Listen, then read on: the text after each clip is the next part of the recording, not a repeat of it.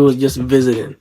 Like he never lived in the U.S., but he lived in Canada. But he mainly lives in Guinea. That's very interesting. That's very nice to have somebody like that. Right. Because you came here knowing, okay, I might do this, I might do that, but I can do this. Right. Exactly. That's very interesting. That's very interesting. So when you joined the military, you volunteered to be in Airborne school. What inspired you to do that?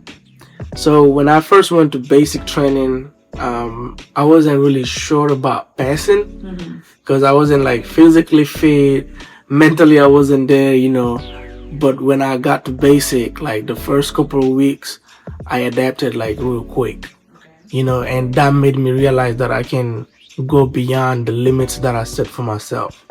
So when I completed basic combat training, I went to my AIT, my advanced individual training. That's where you learn your job. So when I went to my AIT, that's when we were approached by a recruiter. So they talked to us about different schools like Ranger School, Airborne School, And I thought about it, and I remember watching movies, you know what I'm saying, like seeing people jumping out of planes. I was like, that's kind of cool, And like, I just decided to volunteer for Airborne School because I didn't have it in my contract. So there's like two different ways you can get like Airborne School. You can either get it on your contract when you join in, or you can volunteer for it when you go to AIT. And then they do have like a little selection they do during AIT. They look at your PT scores, discipline, or whatever, something like that, and then they select people based on that. And then after AIT, I went to Airborne School in Fort Benning, Georgia. So I did my basic and AIT in Fort Leonard Wood, that's in Missouri. Okay. And then after after AIT, I shipped to Fort Benning, Georgia to do Airborne School. Nice. Yes. Being in Airborne or being Airborne, how do you want to talk about it? How did it challenge you mentally and physically? Okay, so Airborne School wasn't as challenging as basic training. Okay. Because I think the fact that it wasn't challenging is because I was already like used to the routine. So in Airborne School, it's 3 weeks long. First week is ground week, second week is tower week, third week and final week is jump week. That's the week you actually jump out of planes, So I'm not gonna go into details on, what I'm saying, like the whole journey. Out of the sky. This guy right here. So I'm not gonna get into all of that. I'm not gonna get into the whole Airborne School process, what to expect or whatever, because that's not what we're talking about here. But anyways, it wasn't physically challenging like that because the only thing you had to do was to pass a PT test, which I already did pass in basic training, and I also passed it in during my AIT. So I was conditioned to pass that. So I passed that, you gotta do like some pull-ups and hold it for like, I forgot if it's 15 seconds or 30 seconds. So do the pull-up and you do a pull-up and you hold yourself up there. I forgot how many seconds it is. I think it's like probably 15 or 20. I may be wrong. I'm not sure. So that's all you gotta do, and it is a lot of running during Airborne School. You run wearing your boots, helmet. You gotta run everywhere. If you're going to eat, you gotta run to go to eat. After you eat, you gotta run to go back to the barracks. So that was like, yes, something like that. So it wasn't like really something like basic training where they have to smoke you like every day. Yeah. It's more relaxing. It's more basic. Yeah, it's more relaxing, I would say. Yeah. Yes. I think basic training is the hardest part of being in the military. Yes. If you can get past that, right, you can get past anything else, I think. At least from my experience. Not necessarily. There are some tough schools out there, They are, definitely. So, but I think the challenge, like mentally at least, basic training is the hardest part, I think. Okay, yeah. I haven't been to many schools, but I can agree to that. And the challenge part of Airborne school, the most challenging part of Airborne school is actually me, at least for me, was to confront my fear of heights. Okay. You know, I bet. yes, that was something that I didn't really think about how I'm gonna feel when I jump out of a moving aircraft. I didn't think about it before I went over there. You didn't So I think just that you would be jumping out of a yes, out of I just went, you know. But first, before you jump from an actual moving aircraft, you have to jump from a 34-foot tower. So they have a tower where you rigged on a cable and you gotta jump out first in order to experience what it is like to jump from certain heights.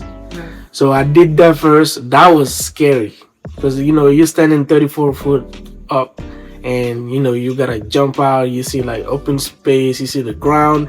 So that was the first time I experienced like my fear of heights. Okay. And then after we passed like the tower, we went into actually like jumping from a moving aircraft. After my first jump, I came back to the barracks. I was like, nah, this is not for me. I'm not doing it. I don't know why I'm here, But then I realized that I didn't come this far to be mediocre, so I just pushed it through, Yes. pushed it through, completed my 5 jumps, and graduated Airborne school. Yes. And you later became a jump master. Yes. What is that role, and what leadership role did you learn from it? So jump masters are paratroopers that are responsible for airborne operations. So they're the ones that's gonna JMPI your equipment. JMPI means jump master personnel inspection, I believe. I might be wrong with the P, but it's some type of inspection that a jump master has to do on every jumper before they get into the plane and before they jump out. Okay. So a jump master is responsible for that. A jump master is also responsible for all the operations that's happening inside the aircraft. They are responsible for making sure the drop zone is safe, for making sure the wind is actually good to go, because if the wind is at certain knots, people cannot jump out of the plane because you're gonna end up with a lot of injuries. So basically, as a jump master, yes, you are an expert in airborne. You've been there, you know what the safeties are, yes, what to look for. Yes. You make sure that the next people that are coming, they're safe while they're jumping. Yes, like you actually like train paratroopers, because before every jump, you have to remind them of the pre-jump. There's whole pages you gotta memorize in order to become a jump master. So, and every time you have paratroopers that are going to jump out of planes, they need to rehearse on how to exit the aircraft, what to do in the air, how to conduct emergency landings, and things like that. So a jump master is responsible for all of that. That's nice. Yes. It's really good. So after the military, you're like, I don't want to be active duty in the military anymore. I'm not be a reservist. We join the National Guard and be a police officer. Why did you go through those changes? Why did you decide to go through that? So, at first I wanted to make the army a career. I wanted to do like 20 years, but then my first contract wasn't really great. Okay. So I went through some mental challenges while I was on active duty. Okay. So because of that, I decided I don't want to leave the military. I don't want to leave the army completely. So I can have like one foot in, one foot out. I decided to join the National Guard and see if my mind was gonna change in the meantime, and see if I can go back on active duty. So that's how I ended up deciding to when my contract was up, I decided not to renew it, not to extend my contract. So I decided to ETS out of active duty and then join the Maryland National Guard. Gotcha. Yes.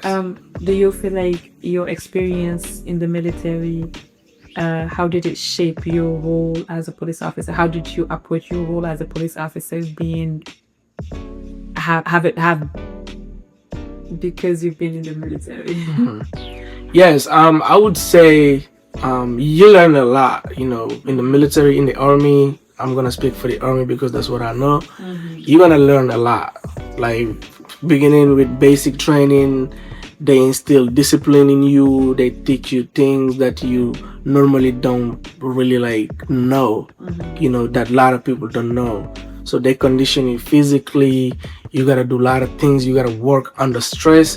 So working under stress kind of prepares you for real life. Yeah. So even if you stress, you still gotta push it through. Right. You know, so whatever the army taught me when I was there, that's like I carried it when I got out. Okay. You know, so I kept that discipline in me. I kept the courage, you know, like personal courage, which is one of the army values. Right. So I carried that with me. Duty, understanding like the sense of duty, which is another army value too. Understanding like the sense of that kind of helped me shape my future path when I left active duty. Yes. Interesting. Good to know that the army shaped you. Yes. Young boy from Dinkirai. Yeah. I know you. Ding City, you guys say Ding Ding City, City, Ding yeah. City. Ding City, yeah. I know you did deploy in Poland in 2022. Okay. What was your experience like, and how did it shape you, your personality? Personality wise, I think that deployment just reinforced my character, reinforced my resiliency, you know, my personal courage, I would say, because when you're in the army, you constantly like training for something like that. Yeah. So when we were notified that we were being deployed, it wasn't really like a surprise to me, because we always train for that. You know, like you're always in the field. You know, whether it's cold, whether it's hot. So we already did like the training necessary in order for us to deploy like worldwide. Right. So yeah, it was cold in Poland when we got there. First couple of days, probably slept in the field for a few days. It was cold, but we were kind of used to it because we did some cold weather training. We used to do that.